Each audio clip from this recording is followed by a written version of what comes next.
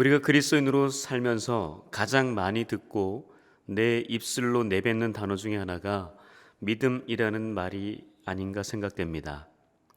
더구나 저는 목사라서 그 믿음이란 단어를 많이 구사하고 있습니다.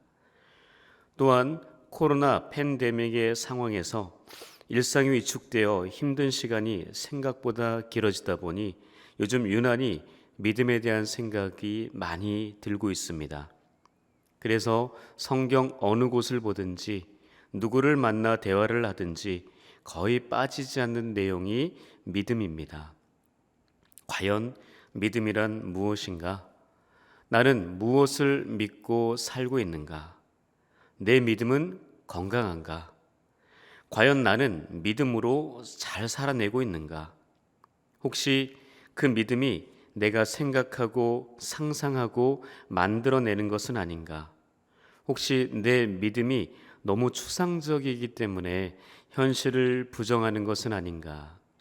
눈앞에 겪는 현실이 너무 고통스러워 그 고통을 잊기 위해 믿음을 이용하는 것은 아닌지. 성경에 등장하는 믿음의 선배들은 과연 어떤 마음으로 고난의 현장 속에서 상식을 뛰어넘는 불가능한 일들을 했을까? 과연 하나님께서 원하시는 믿음 있는 행동은 무엇일까? 지금처럼 코로나 바이러스가 생각보다 오래 지속되는 요즘 답답한 마음으로 믿음에 대한 생각들이 더욱 많아지고 있습니다. 가진 믿음조차 잃어버리기 쉽고 질병과 죽음에 대한 공포와 두려움 가운데 코로나19 바이러스 시대를 살아가고 있는 우리에게 코로나19가 생기기 이전에 믿음을 주신 이유가 무엇인지 진지하게 생각해 봅니다. 세상 사람들이 교회와 성도들을 비난하고 온라인으로만 예배를 드리고 있는 상황에서 믿음을 잃지 않고 오히려 더욱 강인하게 지켜낼 수 있는 방법은 무엇이 있는지 깊이 고민해 봅니다. 우리 옆 사람들과 인사해 볼까요? 오직 믿음으로만 사십시다. 비록 교회가 아닌 가정과 직장, 심지어는 차량 안에서 예배를 드리고 계시지만 바로 그곳이 하나님의 임재의 장소이기에 그곳에서도 믿음으로 승리하시기를 축복합니다. 오늘부터 2020년 수요기도의 테마 설교 시리즈 네 번째가 시작됩니다. 혹시 첫 번째 시리즈부터 무엇을 했는지 기억하십니까? 첫 번째는요, 존 오트버그의 인생, 영생이 되다라는 책으로 설교를 했고요. 두 번째는 리더들의 시선이라는 타이틀로 믿음의 성경 인물들을 중심으로 설교를 했었습니다. 세 번째는 존 스토트의 내가 사랑하는 교회에게라는 책으로 요한계시록에 등장하는 7 소아시아 교회를 설교를 했었습니다. 그리고 네 번째는 이제 오늘부터인데요. 시편 23편의 위로라는 타이틀로 각 구절을 살펴보면서 설교할 것입니다. 이번 테마 설교의 목적은요, 시편 23편 한 절 한 절의 말씀을 위로와 소망의 관점으로 풀이하여 코로나 시대의 아픔과 상처를 영적으로 치유하고 회복하기 위함입니다. 시편 23편은 우리가 알듯 하나님의 마음에 합한 사람 다윗이 저자입니다. 그런데 이 시의 상황적 배경에 대해 성경학자들의 의견이 분분합니다. 어떤 이는 장인 사울 왕이 그를 죽이려고 쫓아다닐 때 유대 광야 사막 한가운데서 절체절명의 위기 속에서 쓴 시라고 주장을 하기도 하고요. 어떤 학자는 아들 압살롬의 반역을 피해 도망다닐 때 쓴 시라고 이야기도 합니다. 또한 어떤 이는 다윗이 죽음을 얼마 남겨두지 아니한 매우 평온한 때에 쓰인 시라고도 이야기하죠. 그러나 이 시를 쓴 시기도 중요하겠지만 무엇보다 그 내용이 더 중요합니다. 다윗이 힘들고 지친 상황에서 썼든지 아니면 아무런 문제가 없는 평화로운 상태에서 썼든지 어쨌든 여호와는 나의 목자시니 내게 부족함이 없으리로다 라는 고백을 다윗이 하나님 앞에 했다는 사실입니다. 다윗의 이 고백이 힘든 고통의 터널을 지나고 있는 바로 우리 자신들의 고백이 되기를 축복합니다. 사도행전 13장 22절에서는 이새의 아들 다윗을 만나니 내 마음에 합한 사람이라고 사도 바울의 입술을 통해 고백하게 합니다. 다윗에게는 슬프고 고통스러운 사건들도 많았고 여러 가지로 부족한 부분도 많은 사람이었지만 무엇보다 하나님을 자신의 목자로 삼았기에 그는 수천 년이 지난 지금도 하나님 마음에 합한 자라고 인정받고 그렇게 불려지고 있습니다. 오늘 각자의 삶의 자리에서 생명보다 소중한 예배를 드리고 있는 모든 연동의 가족들에게도 하나님 마음에 합한 사람이라는 그 음성, 그 애칭이 들려주시기를 소망합니다. 어느 목사님께서 광야의 삶은 축복이다라는 말씀을 하셨습니다. 그 목사님은 어릴 적 가난과 육신의 고통 속에서 하나님께서 맡겨주신 교회 사역에 올인하시다가 이제는 하나님의 부름을 받으셨는데 이렇게 말씀하시더라고요. 하나님은 자기의 사랑하는 백성들에게 왜 고난을 허락하시며 광야의 길을 걷게 하시는가? 과연 광야의 삶은 축복인가? 라는 질문과 깊은 묵상 가운데 하나님께서 광야 속에 계시는 그리스도를 만나기 위함이라는 것을 깨닫게 하셨다라고 말씀하시더라고요. 광야는 사람이 살 수 없는 곳이며 버려진 땅, 고난과 절망의 땅으로 인식하고 있습니다. 그러나 그런 곳일지라도 나를 사랑하시는 주님께서 함께 계시면 그 광야는 축복의 땅이며 은총의 땅이 됩니다. 우리의 인생을 광야로 비유한다면 그 광야에서는 예수 그리스도가 계십니다. 그분은 우리의 쓴물을 단물로 변화시키시며 하늘에서 만나와 메추라기를 내려주시고 반석에서 샘물을 나게 하시는 전능하신 하나님이십니다. 또한 홍해를 가르셔서 마른 땅처럼 걷게 하시고 난공불락의 여리고성을 무너뜨려 그 성을 정복하게 하시는 능력의 하나님이십니다. 그분은 위기와 고난, 절망과 실패, 고통과 슬픔의 현장 속에 말씀으로 다가오셔서 지치고 상한 우리의 몸과 마음, 영혼을 치유하시며 허물과 죄로 얼룩진 우리의 삶을 정결하게 깨끗하게 용서하시는 거룩한 성막, 성전이 되십니다. 또한 짙은 안개로 한치 앞을 내다볼 수 없는 삶의 현장 속에서 길을 잃고 이리저리 방황하는 우리에게 불기둥과 구름기둥이 되어 친히 인도자가 되어주십니다. 그래서 이러한 광야의 삶은 축복이라고 말할 수가 있는 거죠. 그러므로 우리의 광야와 같은 삶 속에서 가장 먼저 만나야 할 분이 바로 광야 한가운데 우뚝 서 계시는 예수 그리스도이십니다. 그러나 문제는 우리가 광야의 삶을 싫어한다는 것입니다. 고통과 고난, 아픔과 눈물, 불안과 공포, 실패와 절망, 불행과 외로움들이 있기 때문에 광야에 있는 그 자체를 외면하고 부정하고 거절하기도 하는 것입니다. 하지만 하나님께서 자신의 백성, 자기 사람들을 광야로 몰아 그곳에 두시는 이유가 무엇일까요? 왜 하나님은 우리를 사랑한다 하시면서 사망의 음침한 골짜기 같은 곳으로 우리를 걷게 하실까요? 생각해 보면 아마도 하나님께서 가장 싫어하시는 우리의 죄의 습관, 그 습성들을 버리게 하시기 위함이 아닐까 생각합니다. 사람들마다 다르겠지만 그 중에서도 교만이라고 하는 죄를 버리게 하시려고 광야에 보내는 것이 아닐까 생각해 봅니다.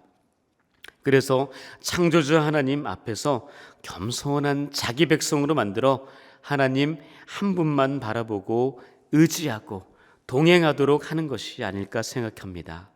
그래서 이 과정을 통해 하나님 마음에 합한 당신의 사람으로 만들어 가려고 하는 거죠. 그러므로 죄인된 인간이 하나님 마음에 합한 믿음을 가진 하나님의 사람으로 거듭나기 위해서는 반드시 광야의 과정을 거쳐야만 하는 것입니다. 그런데 광야의 주인, 광야의 주관자는 하나님이십니다. 그분께서 그 광야의 모든 과정을 이끄시고 동행하시며 우리를 만들어 가십니다. 요즘 복음성가 중에 광야를 지나며 라는 찬양이 있는데 가사가 이렇습니다.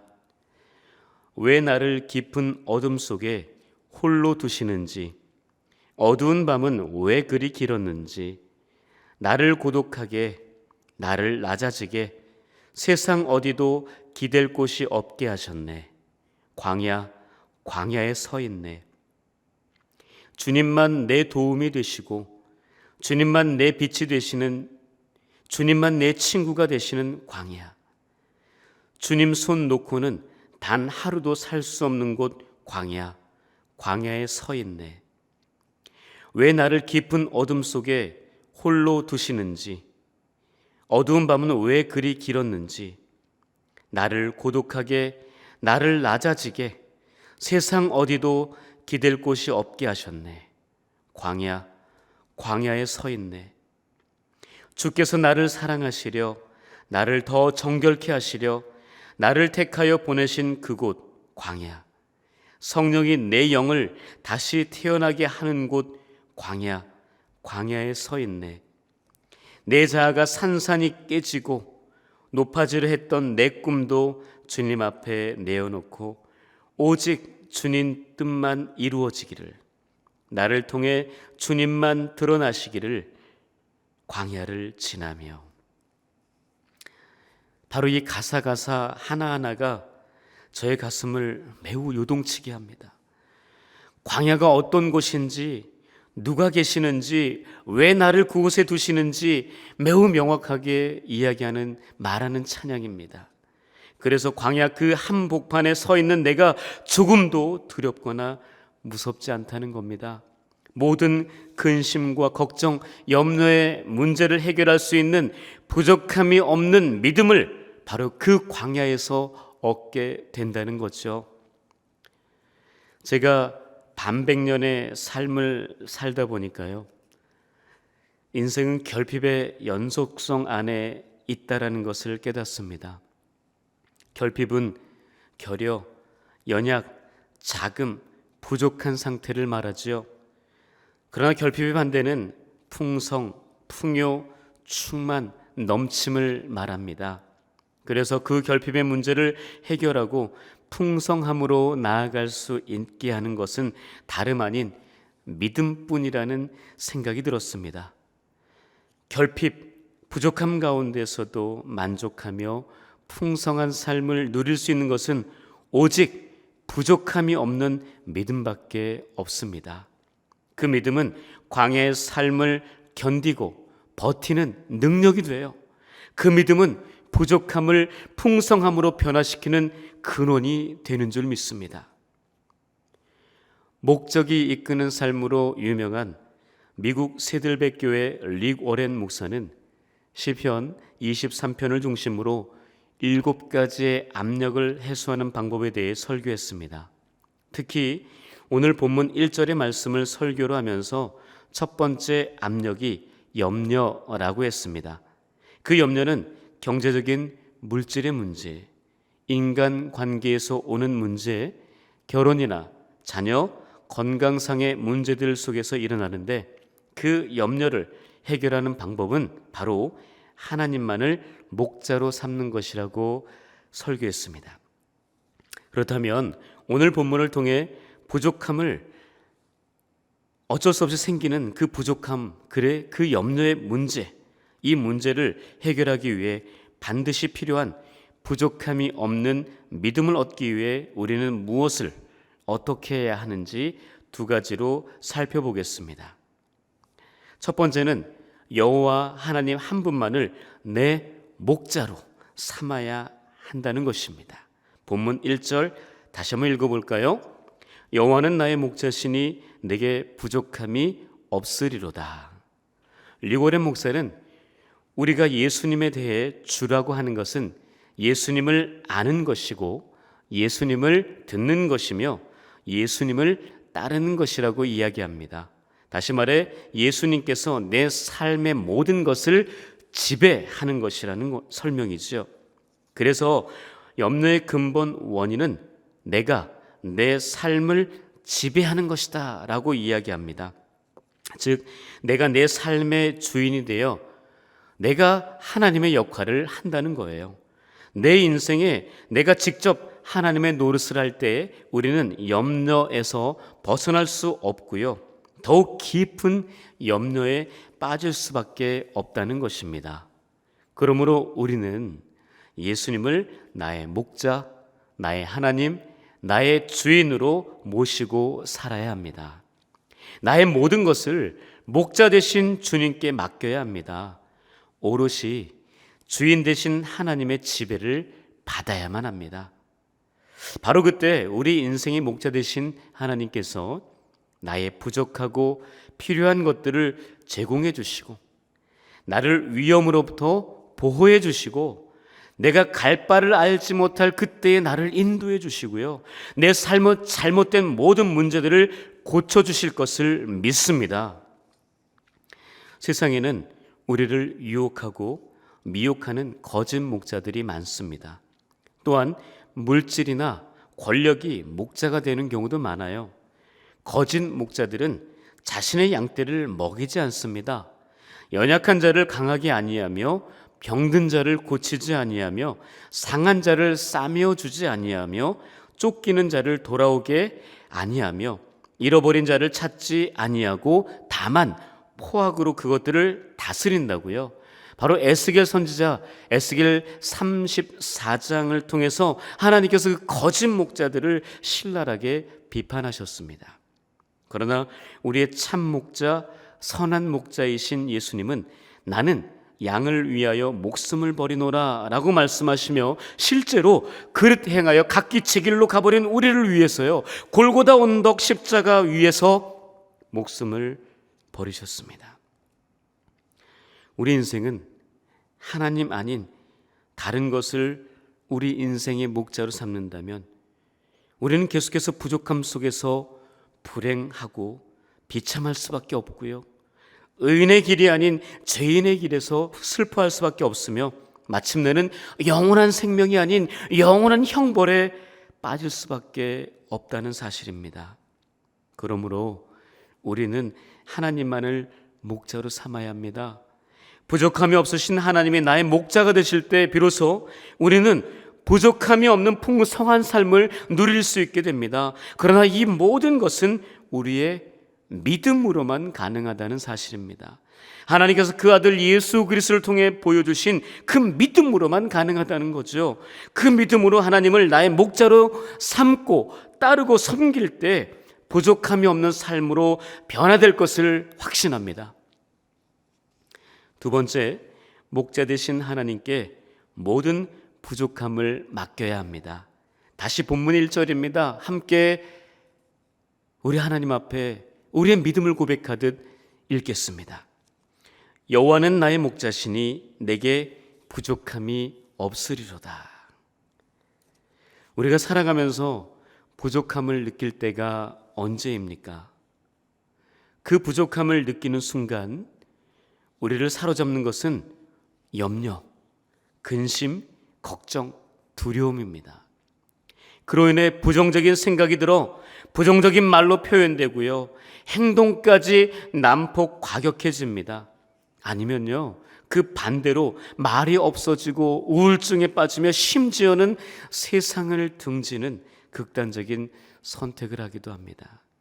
물론 부족함 때문에 생기는 긍정적인 요인도 있습니다. 예를 들면 자신이 머리가 좋지 않기 때문에 그 부족함 때문에 머리 좋은 이들보다 더 많은 시간을 공부해서 그 집중을 하는 거죠. 그래서 좋은 결과를 얻는 것입니다. 또한 경제적으로 넉넉하지 못한 부족함 때문에 열심히 일을 해서 물질을 모으는 거예요. 또한 몸이 약한 부족함 때문에 건강을 위해서 매일 땀을 흘리며 운동을 하는 것입니다. 또한 좋지 못한 성격이나 인격의 부족함 때문에 원만하고 부드러운 성격과 인격을 위한 뼈를 깎는 훈련을 하는 거죠. 또한 공동체 생활과 대인관계에 어려움이 있는 부족함 때문에 더욱 많은 사람들을 만나서 함께 생활하는 법을 배우고 상대방을 이해하고요, 배려하는, 그런 존중하는 것들을 배우게 되는 것입니다. 이 이야기는 모두 저의 이야기입니다. 리고렌 목사는 첫 번째 압력인 염려의 문제를 해결하려면 목자 되신 하나님께 기도해야 함을 강조합니다. 모든 것을 바꾸실 수 있는 하나님, 해결의 능력자가 되신 하나님께 간절히 기도해야 하죠. 빌립보서 4장 6절 7절 말씀에 이렇게 기록하고 있습니다. 아무것도 염려하지 말고 다만 모든 일에 기도와 간구로 너희 구할 것을 감사함으로 하나님께 아뢰라. 그리하면 모든 지각에 뛰어난 하나님의 평강이 그리스도 예수 안에서 너희 마음과 생각을 지키시리라. 또한 베드로전서 5장 7절에서 이렇게 이야기합니다. 너희 염려를 다 주께 맡겨버리라. 이는 저가 너희를 권고하심이라 라고 이야기합니다. 너희 염려를 다 주께 맡기라고 하나님께서 말씀하십니다. 첫 번째 압력인 염려의 문제를 해결하려면 목자 되신 하나님께 단 한 번 그것으로 맡기는 것으로 마무리되는 것이 아니라 계속해서 매 순간마다 하나님 앞에 그 모든 것을 맡겨야 한다라고 이야기합니다. 바로 어떤 선택을 할 때 바로 그 순간순간마다 하나님께 모든 것을 맡겨야 한다는 것입니다. 선택하기 전에 충분히 기도하면서 하나님께서 이끄시는 대로 선택을 하면 하나님과 좋은 관계를 유지할 수도 있고요, 염려의 문제 또한 해결할 수 있다는 겁니다. 이 모습이 바로 우리의 모든 문제를 하나님께 온전하게 맡기는 모습입니다. 진실로 우리의 목자, 주인이신 하나님께 우리의 모든 것을 맡긴다면 우리는 모든 염려에서 자유와 해방을 누리게 될 것입니다. 부족함이 없는 삶으로 다시금 거듭나게 될 것을 믿습니다. 부족함이 없는 인생은 어떤 인생입니까? 오직 주님만을 나의 목자로 삼고 목자 되신 하나님께 나의 모든 것을 다 맡기는 그런 모습, 바로 나의 부족함을 모두 내어 맡기는 그 인생입니다. 그분 한 분만으로 만족하는 거예요. 다른 것이 아니라 그분 한 분만 있으면 만족한다는 그 인생입니다. 지금 이 순간 하나님께서 우리에게 바라고 원하고 기대하시는 그 모습이 바로 이런 모습이라는 거죠. 약 20여 년 지난 정도의 이야기입니다. 우리 교회도 그렇지만 주보를 만들 때 교회에서 수기로 쓴 원고를 금요일 날 보내면 인쇄소에서는 그 원고대로 타이핑을 해서 주보를 인쇄했던 때가 있었습니다. 바로 그때 이야기입니다. 토요일 오후 목사님 댁 집 전화가 울렸습니다. 주보를 맡긴 인쇄소에서 전화가 온 것입니다. 목사님, 보내주신 내용 중에 주일 오전 설교 제목이 빠졌어요. 설교 제목 좀 말씀해 주시겠습니까? 아, 그렇습니까? 설교 제목은요, 여호와는 내 목자시니 입니다. 그러나 인쇄소에서는 다소 의아스럽다는 듯이 그것뿐입니까? 라고 다시 물었습니다. 왜냐하면 평소에 그 목사님의 설교 제목이 길었기 때문입니다. 목사님은 다시 네, 그것이면 충분합니다 라고 대답했습니다. 그리고 주일 아침이 되었습니다. 목사님께서 설교를 하시기 위해 강단에 올라섰습니다. 그리고 주보를 보니 설교 제목이 이렇게 쓰여 있던 것입니다. 여호와는 내 목자시니 네, 그것이면 충분합니다. 목사님은 계속 이 제목을 읽고 또 읽었습니다. 여호와는 내 목자시니 네, 그것이면 충분합니다. 여호와는 내 목자시니 네, 그것이면 충분합니다. 여호와는 내 목자시니 네, 그것이면 충분합니다. 목사님은 눈물이 나와서 더 이상 말씀을 전할 수가 없었습니다. 목사님과 교감을 이루게 된 교인들도 하나 둘씩 따라서 울기 시작했습니다. 그래서 그 예배는 온통 눈물바다가 되고 말았다는 이야기입니다. 지금 온라인 비대면으로 예배를 드리고 계시는 사랑하는 연동교회 성도님, 코로나가 온 세상과 모든 사람들을 위축시키고 일상마저 멈춰버린 듯 그런 가운데 우리가 살고 있는데 과연 우리가 무엇을 찾고 있을까요? 하나님 말고 대체 무엇을 찾고 계십니까? 인생의 목자는 오직 하나님 한 분밖에 없는데 왜 다른 목자를 찾아 헤매고 다니십니까? 하나님께서 우리를 눈동자와 같이 지켜보시며 지팡이와 막대기로 함께 보호해 주시고 하늘의 은혜와 평안으로 위로해 주시는데 대체 무엇이 부족하단 말입니까? 말씀을 준비하는데 늘 그렇듯이 하나님은 제 자신에게 먼저 물으셨습니다. 사랑하는 서가, 너의 인생의 목자는 누구니? 너의 인생을 지배하는 주인은 누구니? 누가 너의 삶을 인도하고 있니? 너는 누구의 음성을 따라가고 있는 거니?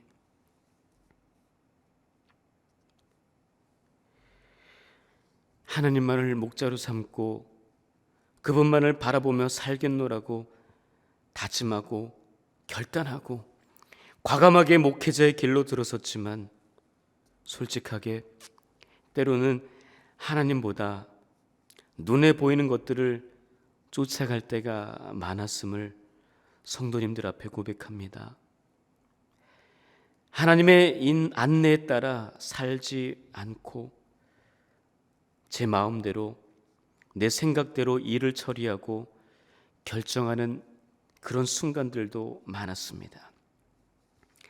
하나님의 말씀보다 사람들의 말을 더 중요하게 귀를 기울일 때도 정말 많았습니다. 그래서 하나님의 음성도 잘 듣지 못했습니다. 아니, 들려줘도 그대로 행하지 않고 내 마음대로 했습니다. 또한 하나님의 보호보다 사람들의 보호를 더 좋아했습니다. 하나님의 칭찬과 인정보다 사람들의 인정과 칭찬을 더 원했고 기대했습니다. 하나님의 마음을 헤아리기보다 사람들의 마음을 헤아리고 그 마음에 들기 위해 이리저리 뛰어다니며 분주하게 살았습니다. 하나님의 축복보다 세상의 부와 명예를 더 좋아했고요. 그것을 더 많이 얻기를 바라기도 했습니다. 하나님을 나의 목자로 삼지 않고 내가 원하는 나의 길을 가는 동안 나를 안전하게 보호하고 인도해주는 도움자 혹은 안내자 정도로만 생각하기도 했습니다. 하나님을 나의 필요에 따라 움직여주는 종이나 하인, 로봇으로만 생각한 것입니다. 그러나 하나님은 제가 생각하는 그런 정도로 작은 분이 아니셨습니다. 내 마음대로 내가 원하는 대로 움직이고 내 명령에 따라 나의 필요를 채워주는 그런 분이 아니셨습니다. 그것과는 반대로 그분이 나의 주인이시기에 내가 그분의 원하는 대로 움직여야 한다는 겁니다. 그분께서 말씀하신 명령 그대로 내가 행동해야 한다는 건데, 그분께서 원하시고 바라시고 기대하시는 것들을 내가 온 몸과 마음을 다해 내 모든 시간, 내 모든 인생 전부를 바쳐서라도 해야 하겠습니다. 이제 말씀을 정리합니다. 부족함이 없는 인생은 어떤 인생입니까? 오직 주님만을 나의 목자로 삼고 나의 주인으로 삼고 나의 지배자로 삼는 인생입니다. 시편 23편의 저자 다윗은 하나님께서 자신의 목자이기 때문에 자신이 가진 모든 부족함과 현실의 상황을 결코 두려워하지 않았습니다. 우리가 살고 있는 작금의 상황도 온통 부족함 투성이지만 그 부족함을 뛰어넘는 것은 우리를 구원하시기 위해 자신의 독생자 예수 그리스도를 이 땅에 보내주신 하나님을 향한 뜨거운 믿음밖에 없습니다. 오롯이 그 믿음만을, 그 예수님만을 내 인생의 지배자로, 주인 대신 목자로 삼는 믿음으로 살아 부족함 속에서도 결코 부족함을 느끼지 않는 풍성한 인생들이 되시기를 주님의 이름으로 간절히 축복합니다. 기도하겠습니다.